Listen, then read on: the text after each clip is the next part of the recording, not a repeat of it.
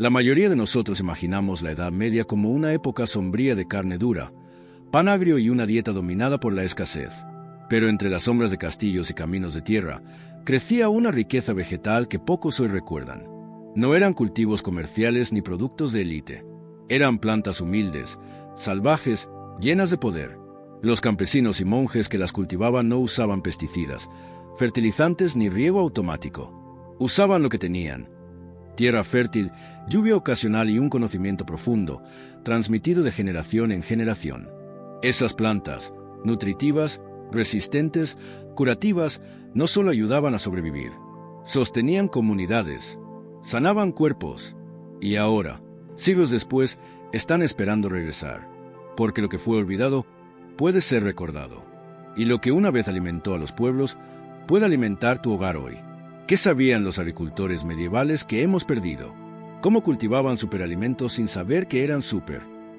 ¿Y por qué estas plantas han desaparecido justo cuando más las necesitamos? Hoy vamos a revivir 9 plantas comestibles que jugaron un papel crucial en la dieta medieval. No son exóticas, no son complicadas, son historia viva, y tú puedes cultivarlas en tu jardín, patio o incluso en macetas. Pero este video no es solo sobre plantas, es sobre lo que representa volver a ellas. Independencia alimentaria, salud real, una conexión perdida con la tierra. Imagina esto: un bosque húmedo en el siglo XII. La niebla se cuela entre los árboles mientras un monje, con manos curtidas, recolecta hojas de aroma fuerte. No lo hace por lujo ni por moda. Lo hace porque sabe que esa planta puede curar una infección. Sabe que puede alimentar a los débiles, restaurar fuerzas, aliviar el dolor. Ahora piensa en tu jardín o en un rincón de tu casa. Imagínalo lleno de esas mismas plantas. No solo verdes cualquiera, sino hojas que resistieron guerras, plagas y siglos de olvido. Plantas que no piden fertilizantes ni luz artificial. Plantas que crecían en los márgenes, en condiciones duras, porque fueron hechas para sobrevivir, como lo fueron las personas que las cuidaron. Este video es un puente, desde los huertos medievales hasta los balcones urbanos, desde los manuscritos de botánica hasta las recetas de tu cocina. No necesitas experiencia, solo curiosidad y respeto por el pasado. Porque mientras el mundo moderno promueve suplementos sintéticos y dietas de moda, el verdadero poder puede estar creciendo al borde de un camino, justo como antes. Estas plantas eran medicina, alimento, escudo contra el hambre. Eran parte del alma de cada comunidad rural. Y ahora puedes hacerlas parte de la tuya. Vamos a empezar con una planta que parece sacada de un libro de hechizos. Huele a ajo, cura como medicina y crece sin pedir permiso. Fue cultivada por monjes, recolectada por pastores, valorada como oro en la Edad Media. Se llama Ramsens, también conocida como ajo de oso, y tiene mucho más que ofrecer que un sabor fuerte. Es una joya nutricional escondida en los rincones más húmedos del bosque. Prepárate para redescubrir lo que la historia silenció, porque cultivar como en el pasado puede ser la forma más inteligente de alimentar tu futuro. En los rincones más sombríos de los bosques europeos, justo donde la luz se cuela entre los árboles, crecía una planta que alimentó tanto al cuerpo como al alma medieval. El Ramsens, también conocido como ajo de oso, no era un cultivo convencional. No lo encontrabas en campos arados ni en los mercados. Lo encontrabas en la penumbra, cerca de las raíces de los robles, en suelos húmedos y oscuros donde la mayoría de las plantas no se atreven a crecer. Los monjes lo llamaban el ajo de la sombra. Para ellos, no era solo una fuente de alimento. Era medicina, era símbolo de purificación y era parte esencial de los tónicos de primavera que usaban para limpiar el cuerpo después de los inviernos largos y agotadores. Las hojas de Ramsens eran ricas en alicina, un compuesto natural con propiedades antimicrobianas, que ayudaba a combatir infecciones y fortalecía el sistema inmunológico. En tiempos donde los antibióticos no existían, el ajo silvestre era literalmente vida. Visualiza esto: un hermano benedictino caminando lentamente por un sendero, cesto en mano, el hábito rozando la tierra húmeda mientras recolecta estas hojas brillantes, lanceoladas, con un aroma que perfora el aire. Una mezcla entre ajo fresco y bosque mojado. Cada hoja que recoge es un acto de fe, una esperanza contra la enfermedad, un gesto hacia la sanación. En los pueblos, el Ramsens también era bien conocido. No todos lo cultivaban, pero sabían dónde encontrarlo. En primavera, cubría el suelo del bosque como una alfombra verde salpicada de flores blancas. Era uno de los primeros verdes comestibles del año, un regalo tras meses de raíces secas y carne salada. Su sabor intenso lo hacía perfecto para sopas, potajes y untos herbes. Los curanderos lo machacaban con grasa animal y lo aplicaban sobre heridas infectadas. Las madres lo hervían en caldos para los niños enfermos. Era planta, pero también era promesa. Hoy, el Ramsens ha sido en gran parte olvidado por la agricultura moderna. Se considera una mala hierba en muchos lugares, pero quienes buscan reconectar con una alimentación más natural y consciente lo están recuperando. Y tú puedes ser uno de ellos. Cultivar Ramsens en casa no requiere experiencia, solo sombra, humedad y un poco de paciencia. No tolera el sol directo ni la tierra seca. Ama los rincones húmedos, debajo de árboles o cerca de muros orientados al norte. Una vez plantado, se esparce lentamente, cubriendo el suelo sin necesidad de cuidados constantes. Sus raíces se afianzan con fuerza y cada primavera renace con vigor. Pero como todo lo valioso, tiene un riesgo. El Ramsens se parece mucho a otras plantas tóxicas, como el lirio del valle. La diferencia está en el aroma. Si la hoja no huele a ajo, no es Ramsens. Los agricultores medievales lo sabían. Muchos errores fatales fueron cometidos por confundirlos. La recolección era una práctica de conocimiento, no de azar. Una vez que lo reconoces y lo cosechas, puedes usarlo en 1000 formas. Crudo, tiene un sabor fuerte, ideal para ensaladas silvestres. Cocido, se suaviza, perfecto para risotos, tortillas, panes, pestos o simplemente salteado con mantequilla. Puedes hacer vinagres herbes, aceites medicinales, incluso cápsulas secas. Además, toda la planta es comestible, hojas, flores y bulbo. En la Edad Media se usaba todo, nada se desperdiciaba. Incluso los tallos eran macerados en vino para crear tónicos digestivos. El bulbo podía secarse y molerse, convirtiéndose en un condimento potente. Era un alimento de raíz espiritual. En términos nutricionales, es impresionante. Alto contenido en vitamina C, hierro, calcio y magnesio. Pero más allá de eso, el Ramsens ofrece algo que las verduras modernas no tienen: historia. Comer Ramsens es saborear el bosque, el pasado, la resistencia. Muchos jardineros que hoy lo cultivan en sistemas de permacultura lo valoran por su bajo mantenimiento y su capacidad de regeneración. Es ideal como cubierta vegetal comestible en jardines sombreados. Además, su fuerte aroma actúa como repelente natural de plagas, ayudando a otras plantas vecinas. Cuando cultivas Ramsens, no solo estás llenando tu plato, estás reviviendo un pedazo de sabiduría medieval. Estás adoptando una relación distinta con la comida, más consciente, más directa, más enraizada. Así que la próxima vez que pienses en superalimentos, no mires a las modas ni a los productos importados. Mira al suelo, a la sombra, donde aún crece lo que un día salvó vidas y nutrió pueblos enteros. Ramsens, el superalimento que crece en silencio, y que ahora puede crecer contigo. No todas las verduras medievales eran exóticas o difíciles de encontrar. Algunas estaban justo ahí, al borde del camino o entre los cultivos principales, cumpliendo silenciosamente su papel de alimentar a familias enteras. Una de ellas era la hoja de arroz, también conocida como acelga perpetua. No es arroz, ni pertenece a la familia del cereal. El nombre es un misterio lingüístico, pero su valor es claro como el agua.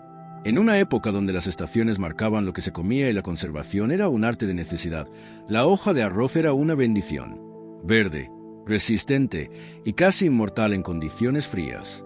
Los campesinos la valoraban no por lujo, sino por persistencia. Podía sobrevivir a heladas, crecer en suelos pobres y seguir dando hojas mucho después de que otras plantas se habían marchitado.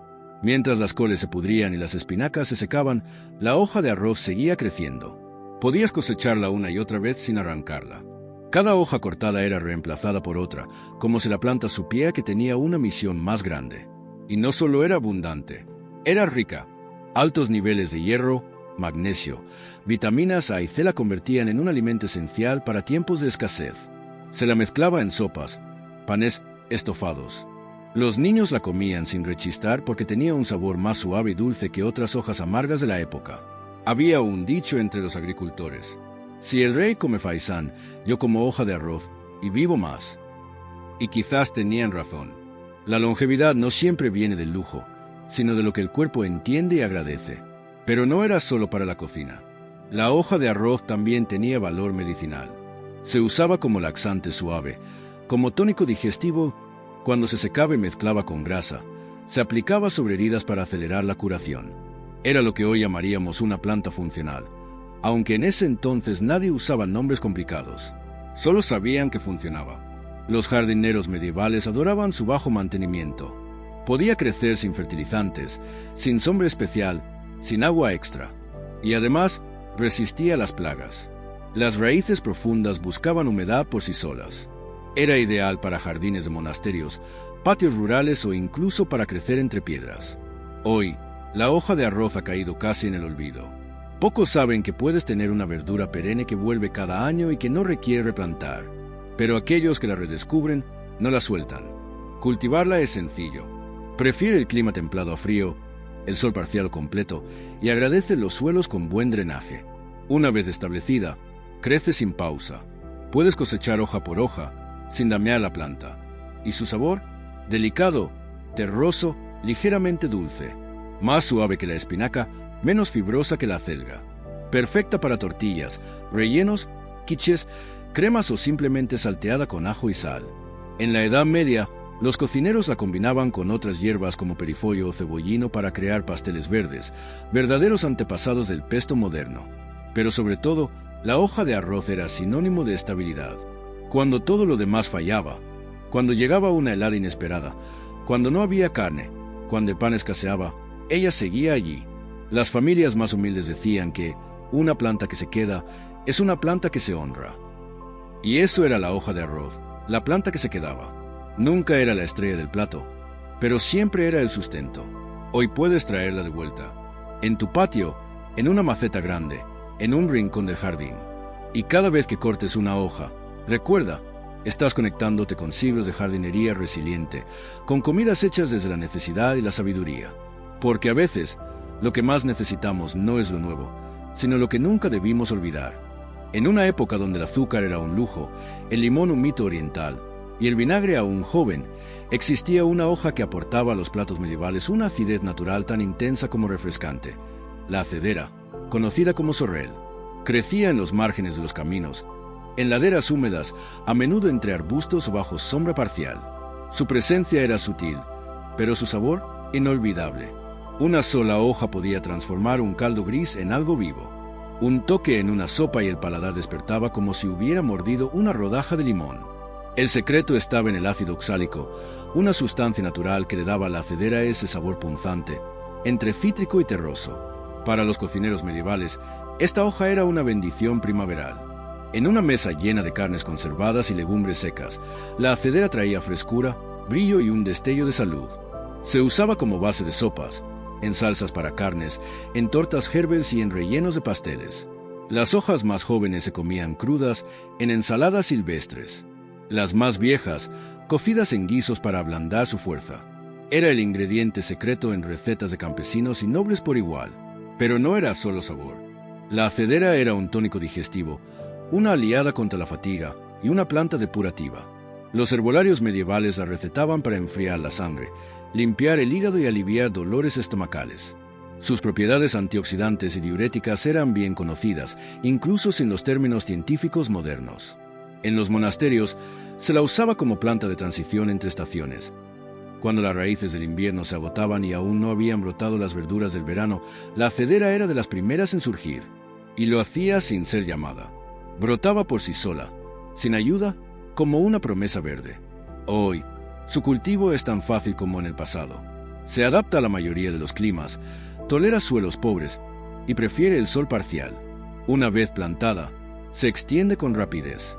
Puedes cosechar hoja por hoja o cortar toda la planta para que brote nuevamente. Y su sabor sigue siendo un espectáculo. Ligeramente ácido, fresco, con un perfil que recuerda al limón, pero con más profundidad vegetal. En ensaladas da equilibrio. En cremas, ligereza. Un pesto de acedera puede cambiar tu percepción del verde. En platos calurosos, como sopas o guisos, suaviza y refresca al mismo tiempo. Los medievales decían que era la hoja que limpiaba el alma. No sabemos si tenían razón, pero sí sabemos que limpiaba los platos.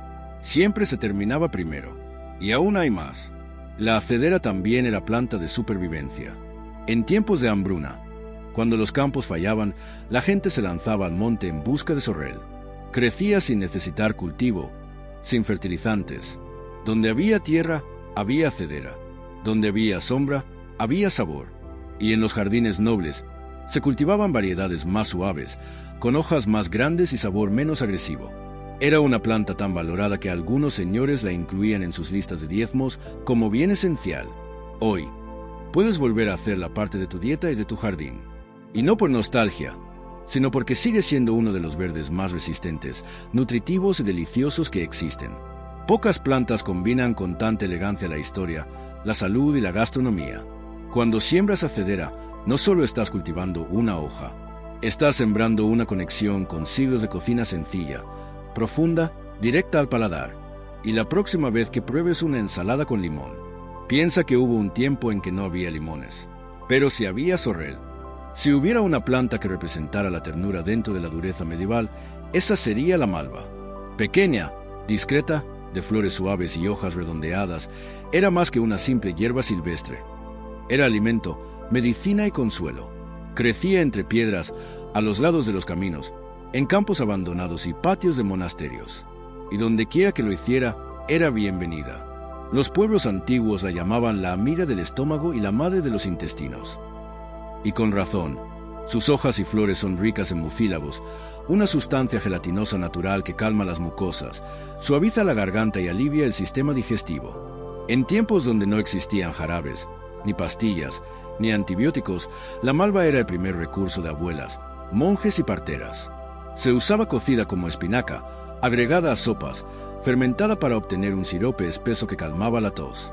Las raíces se maceraban y se transformaban en pastas suaves para heridas o irritaciones. Y sí, de ahí viene el nombre de los famosos marshmallows. Antiguamente eran preparados con raíz de malva y miel como un dulce curativo. En los jardines medievales, la malva ocupaba un lugar privilegiado, no tanto por su sabor, sino por su utilidad constante. Podías usarla como alimento suave para enfermos, como base para cataplasmas, como infusión contra dolores menstruales, o como calmante para niños con fiebre. Crecía sin pedir nada. No requería suelo fértil, ni sol constante, ni riego abundante. Una planta humilde que ofrecía más de lo que aparentaba. Los agricultores sabían que la malva era señal de esperanza. Si brotaba en una tierra cansada, era señal de que la vida podía volver. Sus raíces no agotaban el suelo. Al contrario, lo preparaban, lo nutrían, lo curaban. Y también tenía usos mágicos. Se decía que las flores de malva alejaban los malos espíritus y se colgaban en las puertas. En algunas regiones, las madres las cosían en las mantas de sus hijos para protegerlos mientras dormían. Porque si una planta podía sanar el cuerpo, ¿por qué no también el alma? Hoy, sigue creciendo en silencio en márgenes, campos y jardines, a menudo ignorada o arrancada como maleza. Pero quienes la conocen, la buscan. Forajeros urbanos, herbolarios modernos, cocineros de alma silvestre. Cultivarla es tan fácil como dejar que crezca.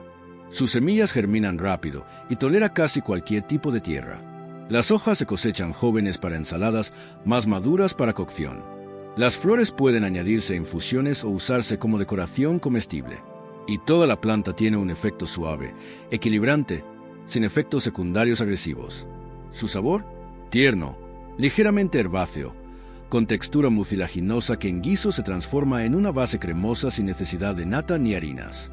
Perfecta para quienes buscan cocinar con plantas naturales, reducir la acidez estomacal o aliviar la garganta irritada. En los escritos de botánicos medievales, la malva aparece una y otra vez, como comida de pobres, como medicina de sabios, como planta sagrada. Y aunque hoy la ciencia moderna ha validado muchos de sus beneficios, hay algo que nunca necesitó comprobación: su capacidad de cuidar. Porque mientras otras plantas deslumbran, la malva acompaña. No grita, no exige, no compite. Solo crece, cura, alimenta. Y quizás, en un mundo que corre demasiado rápido, la malva nos recuerda la importancia de lo suave, de lo lento, de lo esencial. Hay plantas que alimentan, otras que curan. Y luego está la ortiga, que hace ambas cosas, pero no sin antes defenderse. A primera vista, la ortiga no parece una aliada. Sus hojas están cubiertas de pequeños filamentos que, al contacto, liberan histaminas y ácidos que provocan escozor. Una picadura leve, pero inolvidable. Por eso muchos la evitan. Pero en la Edad Media sabían algo que hemos olvidado. Si una planta se defiende tan bien, debe tener algo valioso que proteger. Y lo tenía. Las ortigas eran consideradas una de las mayores fuentes de nutrientes silvestres, ricas en hierro, calcio, magnesio, vitamina C, además de proteínas vegetales. Eran lo primero que se cosechaba tras el invierno, cuando los cuerpos estaban cansados, anémicos, necesitados de verde. Los campesinos no veían una amenaza, veían una bendición que solo requería guantes. Cosechaban las hojas jóvenes, las cocían para neutralizar los pelos urticantes y las usaban en sopas, panes, purés y caldos. Su sabor era profundo, terroso, cercano a la espinaca, pero más denso, más mineral. Los monjes las incluían en sus tónicos primaverales, y las parteras las usaban en infusiones para fortalecer a mujeres embarazadas o convalecientes. Secaban las hojas para usarlas durante todo el año y hervían las raíces para tratar la caída del cabello. Pero no solo servía para el cuerpo. La ortiga también se usaba en la confección de textiles. Sus fibras eran resistentes y podían hilarse como lino para producir ropa rústica, sogas, incluso papel. Era la planta que lo daba todo: comida, medicina, vestimenta. ¿Y el suelo? La ortiga era señal de suelo fértil. Si brotaba en un rincón del campo, era buena señal. Significaba que la tierra tenía vida. Hoy, muchos la siguen viendo como plaga, pero aquellos que entienden su historia la cultivan con respeto, porque es una de las plantas comestibles más potentes del hemisferio norte y una de las más fáciles de cultivar. No necesita cuidados especiales. Crece en sombra parcial, tolera el frío, se adapta a suelos compactos. Una vez establecida, se multiplica cada año. Puedes cosechar las hojas jóvenes, usar los tallos para fibras y dejar una parte para las mariposas que la adoran. En cocina moderna ha vuelto a aparecer. En sopas gourmet, pestos verdes, panes de masa madre y fermentos. Pero los medievales ya sabían lo que ahora redescubrimos. La ortiga es nutrición extrema en su forma más pura. Y como toda planta poderosa, tiene reglas. Nunca coseches sin guantes. Siempre cocínala o deshidrátala antes de comerla. Y recógela lejos de carreteras o zonas contaminadas. La ortiga absorbe lo bueno y lo malo. Cultivar ortiga hoy es un acto de reconexión con la autosuficiencia, con la sabiduría popular, con un pasado donde las soluciones estaban al alcance de la mano y no en frascos de farmacia.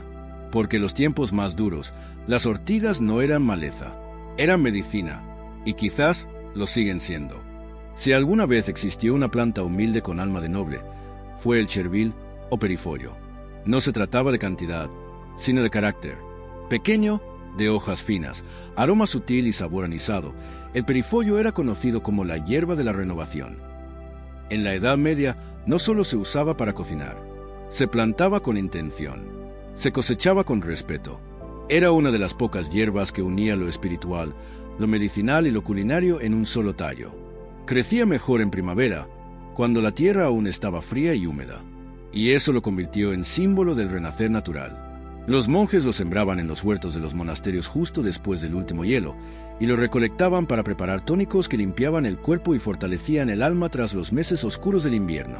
El perifollo no era exuberante, no era la planta que robaba miradas, pero quien la conocía, la buscaba con devoción.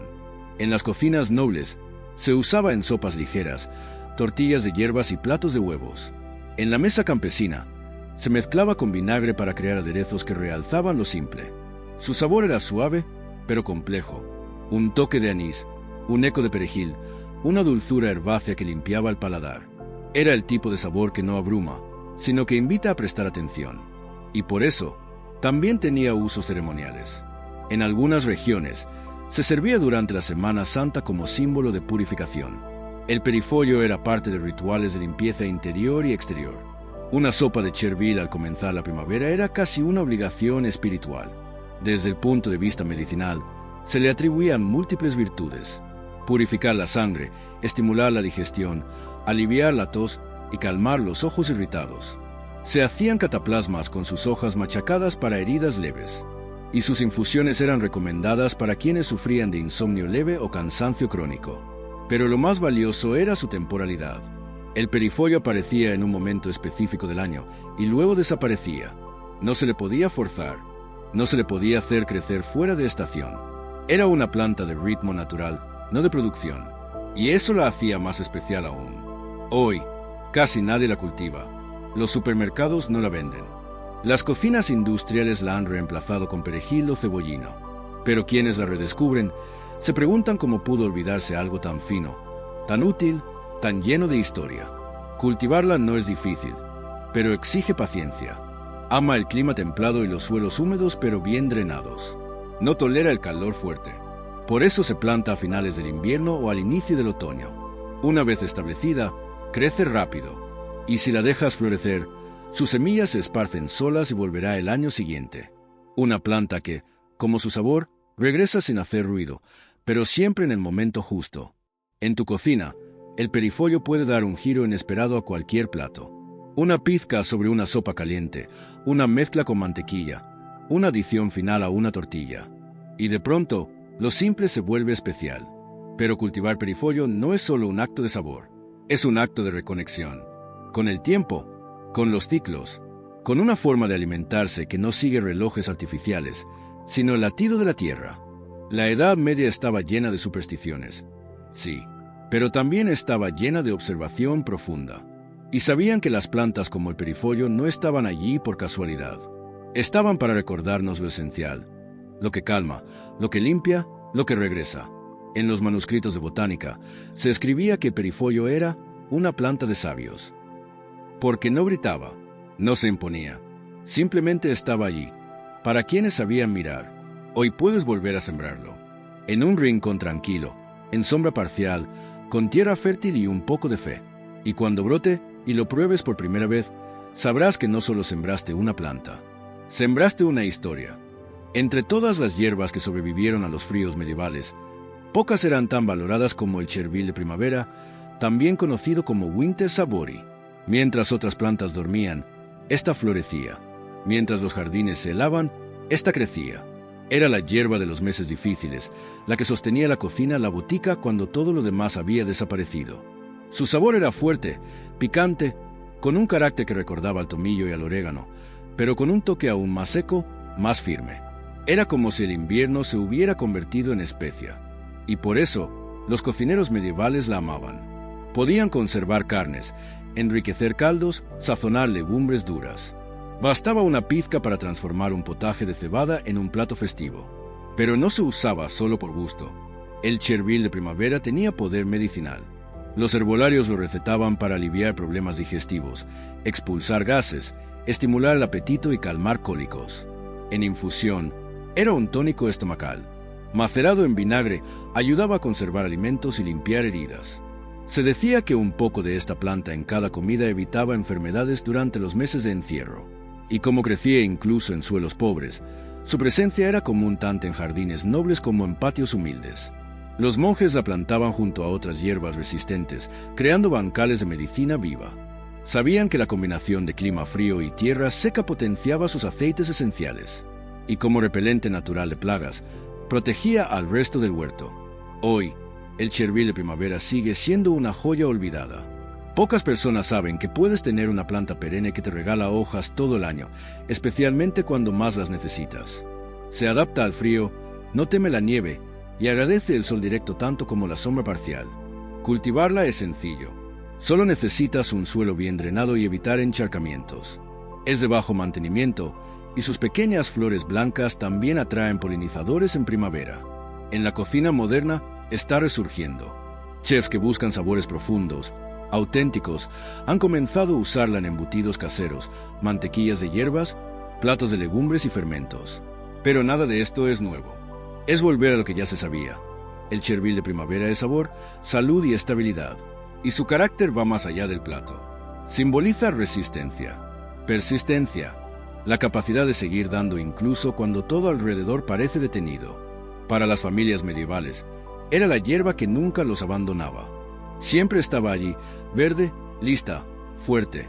Una aliada cuando el hambre apretaba, cuando la enfermedad acechaba, cuando el invierno parecía interminable. Sembrar chervil de primavera hoy es un acto casi poético. Es plantar fuerza en tu jardín. Es tener sabor cuando todo lo demás calla. Y es, sobre todo, reconectar con una forma de vivir donde las estaciones no eran enemigas, sino maestras. Y cuando prepares un caldo en invierno y le agregues esta hoja modesta, sentirás algo especial, una especie de puente entre siglos, un susurro del pasado que te dice: mientras tú resistas, yo también. No necesitas hectáreas, no necesitas herramientas caras, ni experiencia, ni invernaderos sofisticados. Para cultivar como en la Edad Media, solo necesitas lo mismo que ellos tenían: tierra, paciencia y respeto por el tiempo. Tu jardín medieval puede empezar en una esquina del patio, en un balcón amplio o incluso en macetas profundas junto a una ventana. No es el espacio lo que importa, es la intención. Primero, elige un lugar con luz parcial o sombra suave. Recuerda, muchas de estas plantas, como el ramsens o el perifolio, crecían bajo árboles o cerca de muros. El sol directo no es siempre necesario. La humedad y la protección lo son más. Prepara el suelo. No necesitas fertilizantes químicos. Una mezcla de compost natural, hojas secas y tierra negra es suficiente. Es exactamente lo que usaban los monjes y campesinos, lo que tenían a mano, lo que daba la vida. Empieza con 3 o 4 plantas. Ramsens, ajo de oso, para el rincón más sombrío. Sorrel, acedera, para ensaladas vivas y ácidas. Ortiga en el borde del jardín, para nutrición profunda. Chervil de primavera, porque el invierno también necesita sabor. Si puedes, añade mayou, esa planta que crece sin permiso y da más de lo que pide. Y si tienes espacio y curiosidad, incluye la hoja de arroz, la acelga perpetua que nunca se rinde. El truco no es sembrar muchas cosas, sino observarlas crecer. Cada hoja nueva es una historia que se repite. Una semilla que despierta es un recuerdo que vuelve a la vida. Estas plantas no te pedirán atención diaria, solo presencia. Un poco de agua, una poda ocasional y tiempo. Mucho tiempo. Porque la jardinería medieval no era una carrera. Era una conversación larga con la tierra. Una oración sin palabras. Y lo más hermoso es esto: muchas de estas plantas se autorreproducen. Florecen, sueltan semilla, y al año siguiente, ahí están otra vez. Como si supieran que tu jardín es ahora su monasterio moderno. Puedes secar sus hojas para infusiones, conservarlas en vinagre, hacer fermentos simples o simplemente comerlas frescas, como lo hicieron nuestros ancestros. Y en cada bocado, en cada sorbo, habrá algo más que sabor. Habrá memoria. Invita a tus hijos, a tus vecinos, a tus amigos. Enséñales que la comida no empieza en el supermercado, sino en una semilla, y que las respuestas no siempre están en lo nuevo, sino en lo que ya funcionaba cuando el mundo era más difícil, pero quizás más sabio.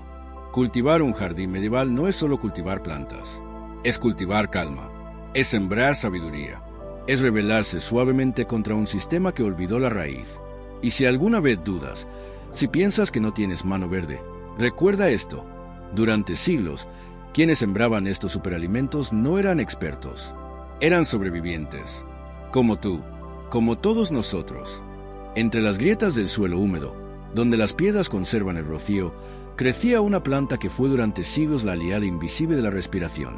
La llamaban hiedra terrestre, aunque no se enredaba. Su nombre evocaba algo que lo cubre todo, y así lo hacía. Se arrastraba bajo las cercas, trepaba a los bordes de los caminos y tapizaba los jardines con su verdor rastrero. Pero esta pequeña planta de hojas redondeadas y flores púrpura no era solo decoración natural. En la Edad Media era una medicina de primera línea. Los herbolarios y monjes la usaban para tratar afecciones pulmonares, tos persistente, congestión, bronquitis. Se preparaban jarabes, infusiones y vinos calientes con sus hojas para liberar el pecho y calmar la garganta. Se creía que deshacía los humores espesos, una forma antigua de decir que facilitaba la expectoración. La hiedra terrestre también se usaba como reemplazo del lúpulo antes de que la cerveza moderna se estandarizara. Era parte esencial del gruit, una mezcla de hierbas fermentativas que se añadían a la cerveza medieval para saborizar, preservar y mejorar la digestión. Era amarga, aromática y antibacteriana, un conservante natural cuando no existían los refrigeradores. Pero más allá de la medicina y la fermentación, la hiedra terrestre era comestible. Sus hojas se añadían a guisos, potajes y panes planos. Tenían un sabor herbáceo, ligeramente mentolado, que refrescaba sin abrumar. En ensaladas silvestres daba un toque de frescor cuando no había albahaca ni menta disponibles. Y como muchas plantas sabías, no exigía nada. Crecía donde otras fallaban, en suelos pobres, bajo sombra, en bordes ignorados. Su presencia era señal de que la tierra aún tenía algo que ofrecer. Hoy, es considerada maleza en muchos países. Se arranca, se ignora, se pisa. Pero quienes la redescubren, forajeros, jardineros históricos, cocineros de raíz, saben que están frente a un tesoro oculto. Cultivarla es fácil, solo déjala estar. Se propaga por estolones, cubre el suelo y protege otras plantas del calor extremo. Además, sus flores atraen polinizadores, lo que mejora todo el ecosistema del jardín. En casa, puedes usarla en infusión con miel para calmar la garganta, o picarla finamente en mantequillas herbales, vinagretas o pestos. También puedes secarla y mezclarla con hojas de menta para un té digestivo potente. Y si quieres ir más allá, recrea un gruit casero. Cerveza fermentada con hieda terrestre, milenrama y ajenjo. Un sabor que no solo revive el pasado, sino que desafía el presente. La hieda terrestre es una planta para los tiempos difíciles. Para cuando no hay farmacia. Para cuando no hay supermercado. Para cuando solo queda el suelo y el saber. Los textos antiguos la llamaban la planta del pecho. Y quizás no por su forma, sino por lo que ofrecía. Un respiro en medio del encierro, una salida cuando todo parecía cerrado. Hoy, puedes volver a invitarla a tu jardín. Y con ella, invitar el recuerdo de una época donde las soluciones nacían con la lluvia y crecían en silencio. Imagina una planta con el aroma del apio, la fuerza del ajo y la profundidad de un bosque húmedo. Una hoja que no solo sazonaba guisos, sino que sanaba estómagos, purificaba la sangre y calmaba el alma. Eso era el labi, conocido como levístico, una joya vegetal del mundo medieval. No era una hierba cualquiera. Era una de las plantas más veneradas en los huertos monásticos y jardines de cocina. Sus hojas, tallos, raíces y semillas se usaban por igual. Todo en ella servía. Todo en ella olía a curación. Los cocineros medievales la amaban por su sabor potente, que bastaba en pequeñas cantidades para transformar un caldo simple en una comida vigorosa. Pero no era solo cuestión de gusto. El levístico era considerado un digestivo natural. Después de banquetes pesados, se preparaban infusiones con sus semillas para calmar el estómago, eliminar gases y ayudar al hígado. Los médicos la recomendaban para equilibrar los humores. Y en términos modernos, eso significa desinflamar, desintoxicar y promover una buena digestión. Su raíz se usaba como diurético, sus hojas como condimento y sus semillas como medicina, todo de una sola planta, y cada parte con una historia. Además, el levístico se usaba como perfume natural. Los nobles lo llevaban en saquitos, colgado al cuello o escondido entre la ropa, como protección contra enfermedades y malos olores. Se creía que su aroma alejaba a los espíritus indeseables y limpiaba el ambiente. Pero también tenía un lugar en la alquimia doméstica. Las mujeres lo maceraban en vino, lo mezclaban con miel, lo cocinaban en pan. Una sola cucharada de caldo con levístico era considerada alimento de fuerza. Hoy, ha sido olvidado por la industria alimentaria. Muy pocos saben de su existencia, pero quienes lo prueban por primera vez dicen lo mismo. ¿Cómo es que nunca había oído hablar de esto? Cultivarlo es más fácil de lo que parece. El levístico es resistente, crece alto, hasta 2 metros, y puede vivir más de 10 años en el mismo lugar. Prefiere suelos ricos, pero se adapta bien a la mayoría. Le gusta el sol, pero tolera la sombra parcial. Y una vez lo tengas, lo tendrás para siempre. Cosecha sus hojas desde la primavera. Usa los tallos como el apio, aunque con más sabor. Guarda las semillas para infusiones. Y seca la raíz para tener medicina en invierno. En la cocina, es tan versátil como poderoso. Agrega un par de hojas a sopas, caldos, rellenos. O crea aceites aromáticos, vinagres, mantequillas herbales. Un solo puñado cambia todo. Y si haces tu propio caldo vegetal, prueba esto. Zanahoria, cebolla, sal y labi. Ese es el sabor del medievo en una taza. En tu jardín, el levístico también es útil como planta compañera. Atrae insectos benéficos, repele plagas y aporta nitrógeno al suelo. Su sola presencia mejora la salud del ecosistema. Pero su mayor poder está en su historia, porque es una planta que simboliza utilidad total. Nada se desperdicia, todo se transforma. Y quizás eso es lo que más necesitamos hoy. Plantas que nos enseñen no solo a comer, sino a aprovechar, a respetar, a volver a mirar lo que antes era esencial. Si decides sembrar levístico, estarás trayendo de vuelta más que una hoja. Estarás cultivando una forma antigua y profunda de nutrir el cuerpo y el mundo. En un mundo medieval dominado por verdes y tierras, había una flor que parecía venir de otro plano. La borraja, con sus pétalos azules estrellados y su tallo cubierto de pelusa plateada. Era más que hermosa. Era energía embotellada en flor. Los herbolarios decían que tenía el poder de alegrar el corazón. Y no lo decían en sentido figurado. Creían que la borraja fortalecía el ánimo, aliviaba la tristeza y aumentaba el valor. De hecho, era costumbre que los caballeros bebieran vino de borraja antes de la batalla. Pero su poder no era solo simbólico. La borraja es rica en ácido gamma-linolénico, un compuesto que ayuda a reducir la inflamación, equilibrar las hormonas y mejorar la circulación. Se usaba para tratar enfermedades respiratorias, aliviar la fiebre y fortalecer el sistema nervioso. Las mujeres la usaban como tónico después del parto, los ancianos como bebida revitalizante, los cocineros como decoración y como ingrediente de sabor único. Porque sí, se come. Las hojas jóvenes, aunque ligeramente peludas, se cocinan como espinaca. Su textura se suaviza con el calor, y su sabor es refrescante, con un toque que recuerda al pepino. Las flores, en cambio, se comían crudas, agregadas a ensaladas, vinagretas o incluso congeladas en cubos de hielo para bebidas festivas. Era la planta que curaba y celebraba al mismo tiempo. En los jardines medievales, se plantaba cerca de las entradas.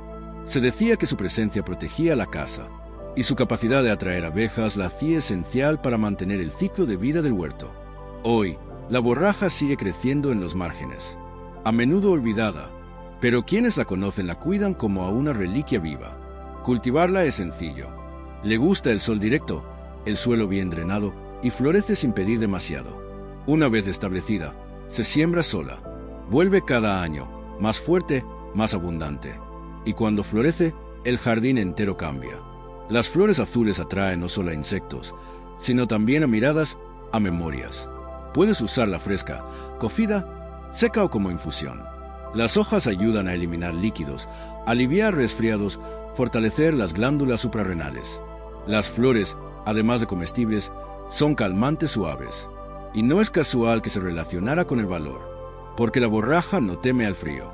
Crece rápido, brota fuerte y florece con decisión, como si supiera que está aquí para levantar el ánimo de todos los que la rodean.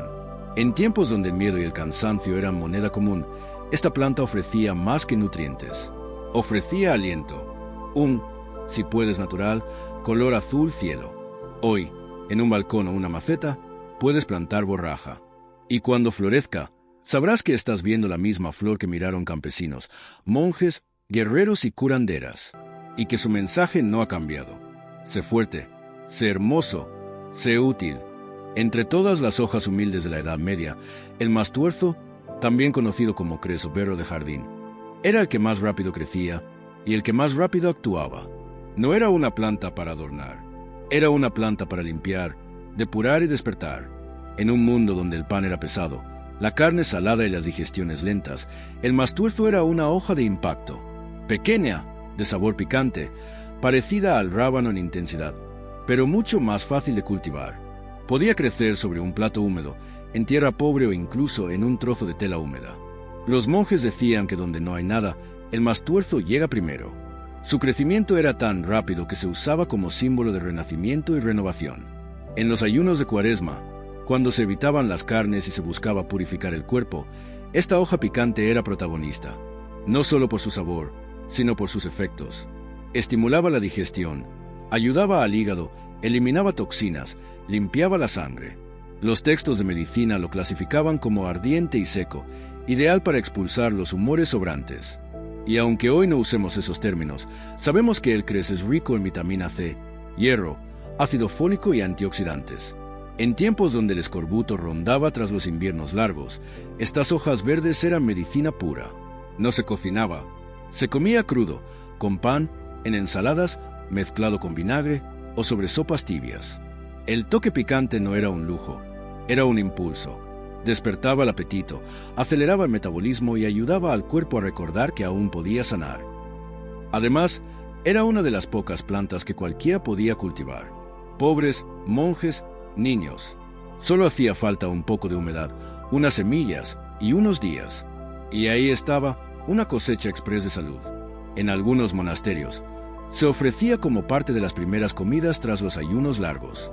Una forma de reiniciar el cuerpo, una reintroducción vegetal al mundo físico. Y su uso no era solo digestivo.